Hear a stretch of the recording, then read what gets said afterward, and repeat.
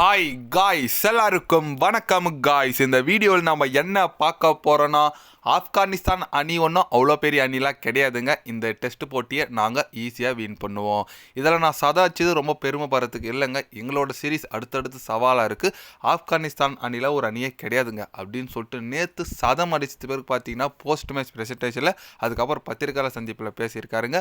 இந்திய அணியோட test captain Shubman kill சதம் அடித்த பிறகு அவர் சதத்தை குறித்து, ஆப்கானிஸ்தான் அணி குறித்து என்ன பேசினான்னு சொல்லிட்டு வீடியோ டீட்டெயில்டாக பார்க்கலாம். அதுக்கு முன்னே நீங்கள் நம்ம சேனலுக்கு புதுசாக வந்திருந்தீங்கன்னா ஒரு சப்ஸ்கிரைப் மட்டும் பண்ணிவிட்டவங்க வீடியோக்குள்ளே போகலாம். ஆமாங்க, இப்போ பார்த்தீங்கன்னா ஆப்கானிஸ்தான் நம்மகிட்ட ஒரே ஒரு டெஸ்ட் போட்டி மட்டும் விளையாடிட்டு இருக்காங்கன்னு சொல்லாங்க. அது தொடர்ந்து 3 ஓடிஐ போட்டி இருக்குது. இந்த முதல் டெஸ்ட்டில் டே 1ல் பார்த்தீங்கன்னா நம்ம இந்திய அணி கேப்டன் சுஷ்மன் கில் சதம் அடிச்சிருக்காரு. சதம் அடித்த பிறகு என்ன சொன்னார் கேட்டிங்கன்னா, இதில் நான் ஒன்றும் பெருமைப்படுறதுக்கு இல்லைங்க, நாங்கள் இன்னும் அடுத்தடுத்த போட்டி ஜெயிக்கணும். இந்த வேர்ல்டு டெஸ்ட் சாம்பியன்ஷிப்பில் நாங்கள் இறுதிப் போட்டிக்கு போனோம், அதுதான் எங்களோட நோக்கமாக இருக்குது. அடுத்த போட்டியில் வர போட்டி நாங்கள் நல்லா பண்ணோம், பெர்ஃபார்மன்ஸ் பண்ணோம். ஆப்கானிஸ்தான் இப்போ தான் கற்றுக்குறாங்க, இப்போ தான் வளர்ந்து வராங்க.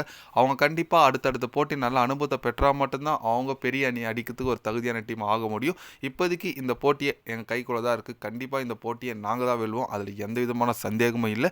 நாங்கள் அடுத்தடுத்து வர போட்டிக்கான பயிற்சி ஆட்டமாக இதை நினைக்கிறோம். நாங்கள் கண்டிப்பாக இந்த போட்டி வெற்றி பெற்று அடுத்து என்னோட நோக்கம் எல்லாமே ஓடிய வேர்ல்டு கப்போ டெஸ்ட் வேர்ல்டு கப் மட்டும்தான் என்னோட மைண்டில் இருக்குது. அதை நான் எப்படி அணுகணும்னு சொல்லிட்டு என்னோட பயணம் போயிட்டுருக்குங்க அப்படின்னு சொல்லிட்டு நம்ம கில்லு பார்த்தீங்கன்னா இப்போதைக்கு அவர் தாங்க Indian test team captain, India ODI captain. அது குறித்து மட்டும் தான் நான் யோசிப்பேன்னு சொல்லியிருக்காரு. ஏன்னா T20 வேர்ல்டு கப், அந்த இங்கிலாந்து கூட டூர் போகிறாங்க, அப்புறம் நிறைய அந்த ஏஷியன் கேம்லாம் விளையாட போகிறாங்க. அதில் சுஷ்மன் கில் அணியில் எடுக்கலை. T20 டீமில் இவர் கிடையாது. அதனால் அவர் டெஸ்ட் ஓடிஐ மட்டும் தான் நோக்கி நான் போயிட்டுருக்குன்னு சொல்லிட்டு ஓப்பனாகவே சொல்லியிருக்காரு.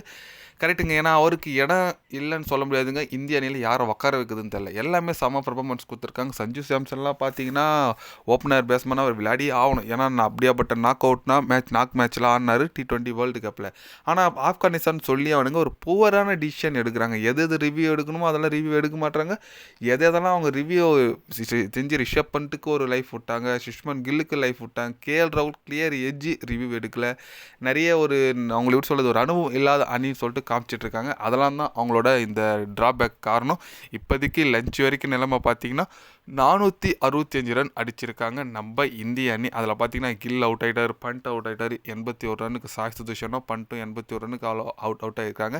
அது தொடர்ந்து பார்த்தீங்கன்னா இப்போ வாஷிங்டன்ஸ் நல்லா பேட்டிங் ஆடிட்டு வந்துட்டு இருக்காங்க. பார்க்கலாங்க இவங்க எவ்வளோ டார்கெட் கொடுக்குறாங்க, எந்த அளவுக்கு ஃபஸ்ட் இன்னிங்ஸில் முடிக்கிறாங்க, மறுபடியும் ஆப்கானிஸ்தான் அணி எந்த அளவுக்கு பேட்டிங் ஆட போகிறாங்கன்னு சொல்லிட்டு நம்ம வெயிட் பண்ணி தாங்க பார்க்கணும். நீங்கள் சொல்லுங்கள், இந்த போட்டி யார் வெற்றி பெறுவாங்க? கில் சதம் குறித்து உங்களோட கருத்துக்கள் என்னன்னு சொல்லிட்டு மறக்காமல் கமெண்டில் கொஞ்சம் சொல்லுங்கள். இது போன்ற ஸ்போர்ட்ஸ் நியூஸை தெரிஞ்சுக்கணுன்னா சேனலை சப்ஸ்கிரைப் லைக் ஒன்று பண்ணிக்கிங்க. கண்டிப்பாக day by day channel update வரும். மறக்காமல் சப்ஸ்கிரைப் மட்டும் கொஞ்சம் பண்ணி வச்சுக்கிங்க. நன்றி, வணக்கம்.